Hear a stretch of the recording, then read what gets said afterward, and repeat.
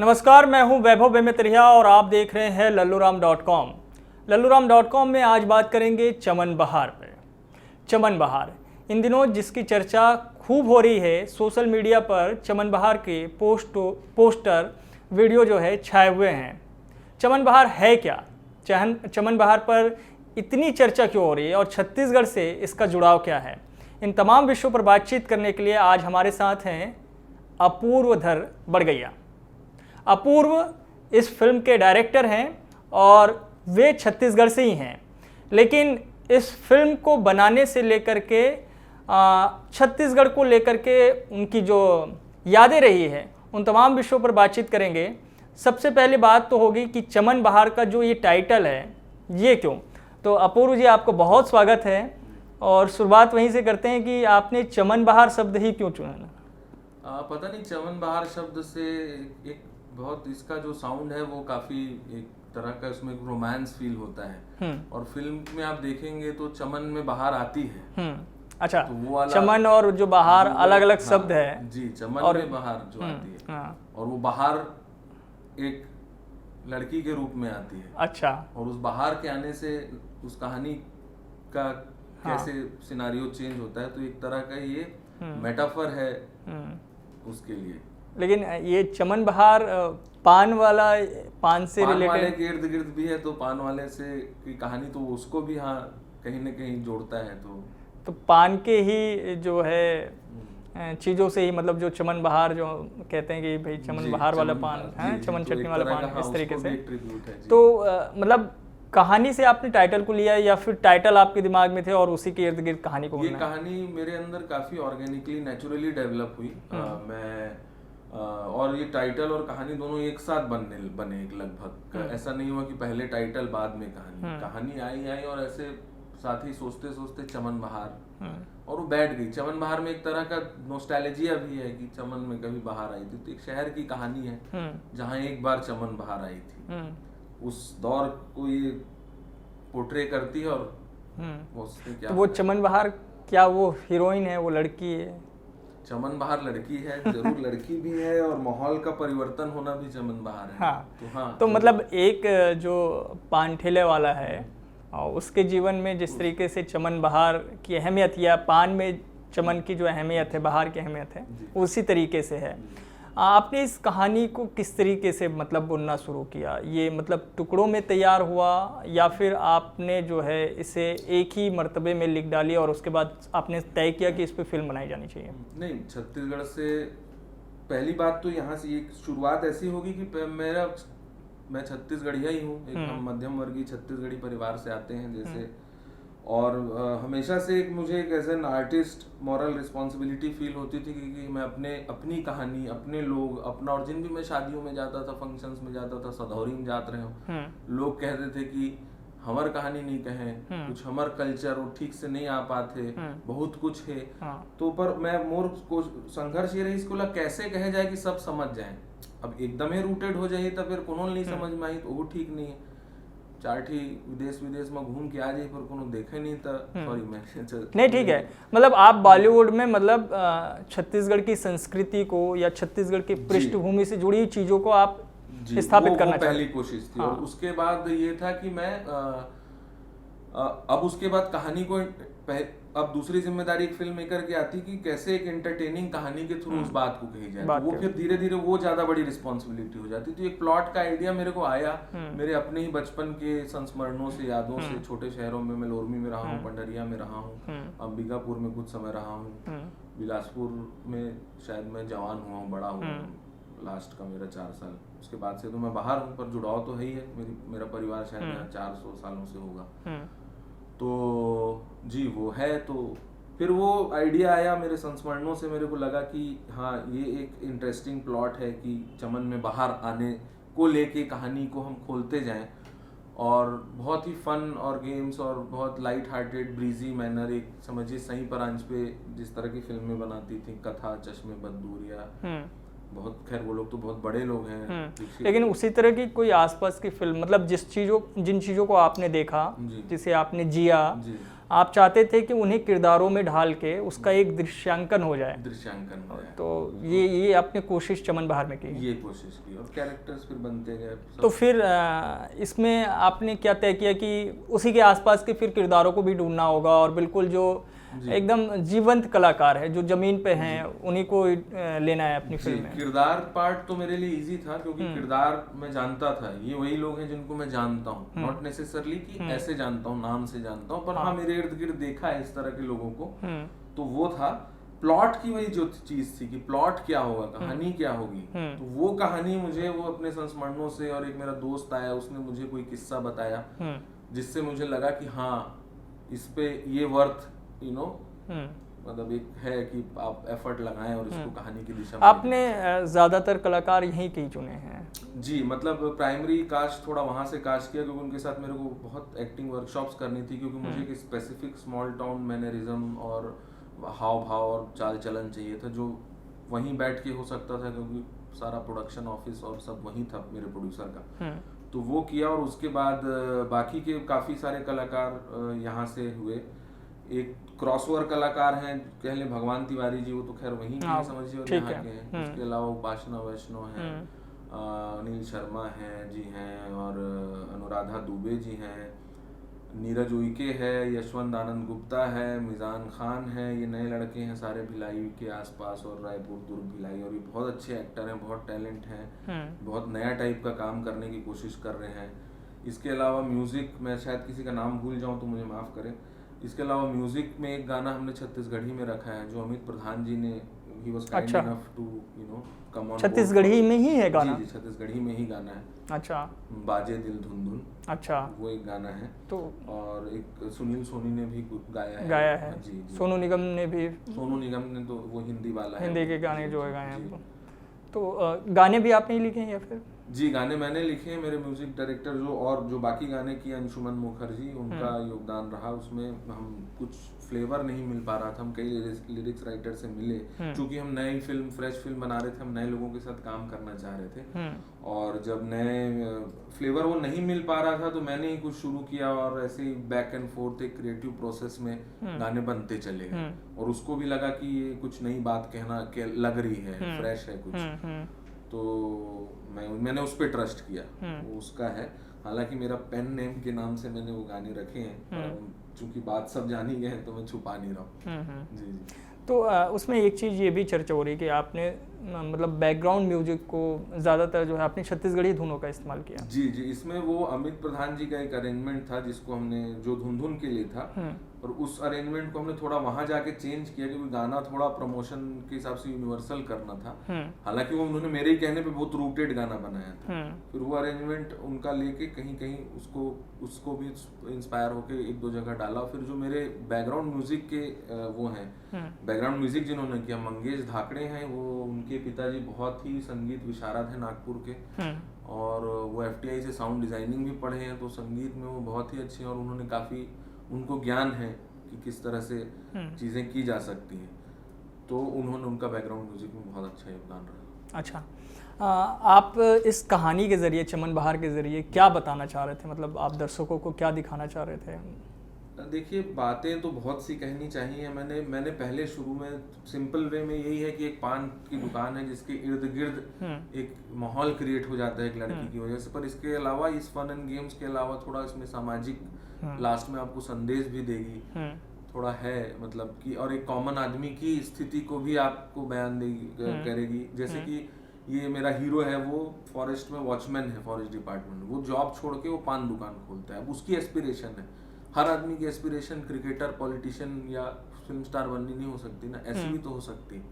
तो वो ये उसका एक एम्बिशन है।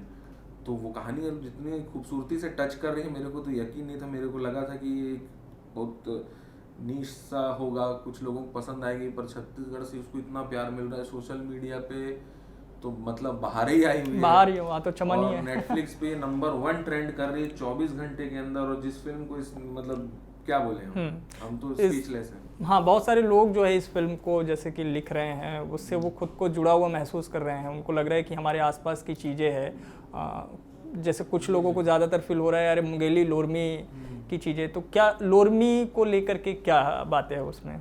लोरमी से मेरा प्यार है, बचपन की यादें, एक ट्रिब्यूट दिया है। आई होप कि उनको पसंद आए, लोरमी वालों को और बाकी छत्तीसगढ़ वालों को। एक्चुअली ट्रिब्यूट तो पूरे छत्तीसगढ़ को, एक पूरा फोक का भी हमने फील दिया है क्लाइमेक्स में, तो वो है। और इसके अलावा मैं आपको ये बताऊंगा, सिर्फ छत्तीसगढ़ से नहीं, इस फिल्म को ऑल ओवर इंडिया और इन्होंने बाहर से फ़ोन और मैंने आज एक फॉरेनर को इंटरव्यू दिया। मैंने कभी नहीं सोचा था एक फिल्म जो छत्तीसगढ़ में बनाई है, मैंने छत्तीसगढ़ पे बेस्ड है, यहीं पे शूट किया। हाँ, और वो वहाँ तक पहुँच जाएगी। वो यूके का कोई ब्लॉगर है, उसने मेरा इंटरव्यू लिया है, और गोरा है वो, मतलब इज़ अ वाइट गाय। और दूसरा, अरे यहाँ से उत्तराखंड, लखनऊ, कहाँ से फ़ोन नहीं आ रहा है। एक बहुत बड़े कवि हैं, मैं उनका नाम नहीं लूँगा, हमारी बहुत पर्सनल कॉन्वर्सेशन हुई है, आज की डेट में वो सबसे फेमस कवि हैं।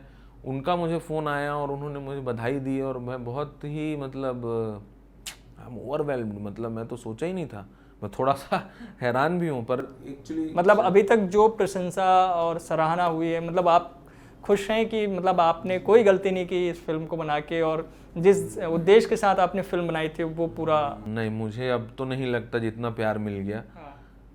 और इसको बनाने की मेहनत यही थी कि ये बनाने का संघर्ष ये रहा, कहानी सबको अच्छी लगती थी, सेटिंग नहीं समझ पाते थे। तो मेरे प्रोड्यूसर्स का बहुत इसमें योगदान है, सिद्धार्थ आनंद कुमार जी और श्री विक्रम मेहरा, और युडली फिल्म सारेगामा का एक कंपनी का हिस्सा है, और उनकी पूरी टीम एट युडली, गौरव शर्मा, शोएब और लोखंडवाला। अभी इसमें कोशिश ये भी होती है कि ज़्यादातर लोगों की कि हम लोकेशन जो है कहीं बाहर का रखें और कहीं ऐसी जगह पे शूट करें जिससे लोग जो है लगे कि काफ़ी अच्छा है। यहाँ भी छत्तीसगढ़ में भी फिल्में बनती तो बाहर के लोकेशन पे शूट करते, आपने जो है यहीं के आसपास के लोकेशन का? देखिए, आजकल वर्ल्ड ओवर तो बात ये चल रही है कि मोर लोकल इज़ मोर ग्लोबल। आप जितना लोकल जाएंगे और यदि आप, हाँ, उतना ही ग्लोबल आपकी रीच होगी। ये आजकल वर्ल्ड ओवर बात चल रही है। ये नेटफ्लिक्स के हेड भी इंडिया आए थे कुछ साल पहले, तो उन्होंने भी बोली थी ये बात। और more personal is more universal. आप जितना पर्सनल कहानी कहेंगे उतना, तो इस कहानी की यूएसपी है, ये बहुत ही पर्सनल स्पेस से आती है और बहुत ऑनेस्ट है। तो आपने बिल्कुल पटकथा के अनुरूप जो है लोकेशन आपने तय किए और वहीं पे आसपास आपने शूट करना तय किया? जी, चूंकि पटकथा मैंने खुद लिखी थी, तो वो नब्ज मेरी पकड़ी हुई। हाँ, इसलिए आप चाहते थे कि चूंकि छत्तीसगढ़ से ही जुड़ी हुई चीज़ें, इसलिए छत्तीसगढ़ में उसको फिल्माया जाए। जी।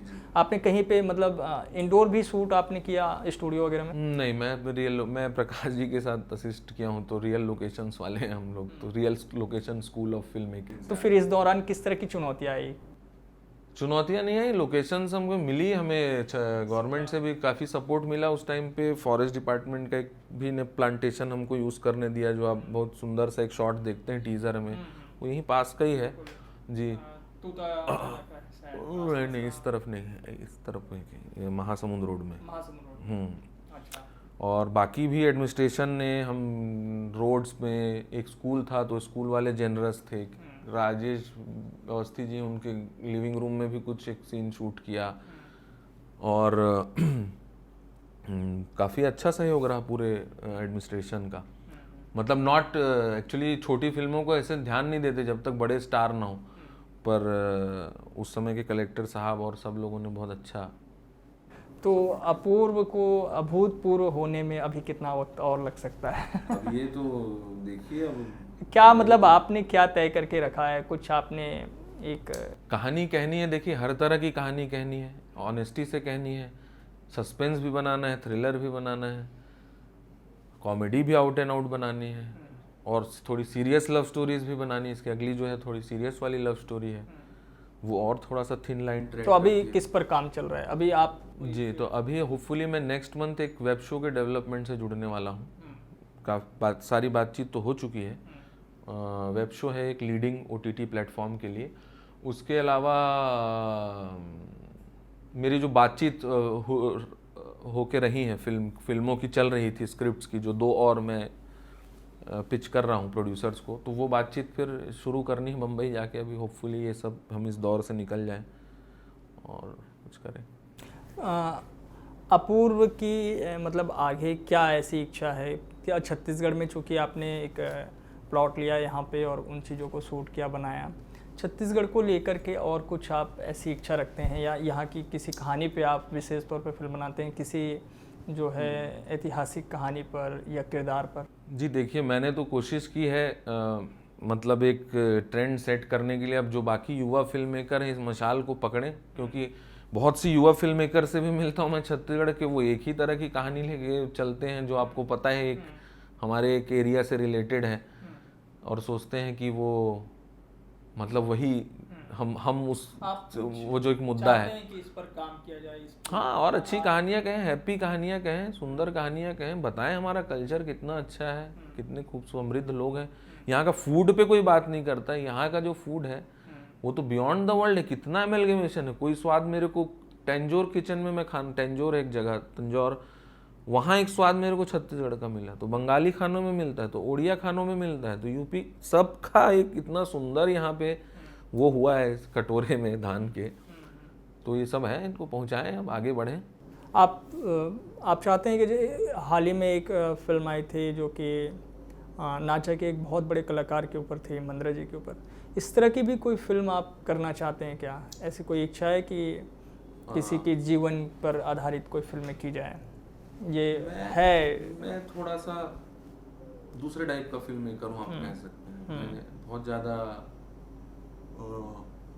आर्ट फिल्म बहुत ज़्यादा या कमर्शियल? आर्ट तो मैं आर्ट और कॉमर्स की बात नहीं करूँगा, मतलब मैं बहुत मेन स्ट्रीम मतलब नहीं, मेरे को जैसे मैं रायपुर के ऊपर एक फिल्म करना चाहता हूँ, रायपुर पे, रायपुर के यूथ पे बहुत मेरे को एक्साइटिंग लगता है कि हम मेट्रोज भी नहीं है, हम छोटे शहर भी नहीं है, और ये जहाँ जो माहौल है और यूथ जिस तरह से थोड़ा सा यहाँ का है उसकी लाइफस्टाइल पे, और तो उसके लिए रिसर्च थोड़ी और करनी पड़ेगी, क्या है उनकी वीकनेसेस, क्या है स्ट्रेंथ्स, क्या है व्हाट मेक्स देम टिक, तो वो सब। मैं फिर भी एक और आपसे ये बात जानना चाह रहा था इस बातचीत के दौरान कि अपूर्व को कभी कुछ बड़ा बनाने को अवसर मिला, कुछ अच्छा और इससे बेहतर करने का अवसर मिला, अपूर्व ऐसा क्या करना चाहेगा जिससे कि बॉलीवुड में या फिर भारत के बाहर अन्य दुनिया में जो है एक नाम मिले, एक पहचान? एक पीरियड वॉर मूवी का आइडिया है मेरे पास, वो कभी बनाऊंगा। और मैं बड़ा छोटा, मैं आइडिया बड़ा होता है सर, ये फिल्म बड़ी है मेरी जितनी है, 100 करोड़ की बजट की फिल्में ही बड़ी नहीं होती, दिल बड़ा होना चाहिए फिल्म मेकर का। बिल्कुल। तो आप चाहते हैं कि किसी युद्ध के ऊपर, मतलब हाँ है, भारत पे ही हो या भारत के बाहर? ज़्यादा तो नहीं बता सकता। एक कहानी है छोटी सी, वो बहुत मेरे को इम्पैक्ट करती, तो उसके राइट्स लेके कभी करूँगा, कभी करना चाहिए। जी। ठीक है। तो मैं ये जानना चाह रहा था कि अपूर्व ने जो है, अब चूँकि बातचीत को हम समाप्त करना चाह रहे थे, मैं चाह रहा था कि अपूर्व का परिचय पहले हो, लेकिन हमने चमन बहार के साथ अपूर्व से बातचीत की शुरुआत की।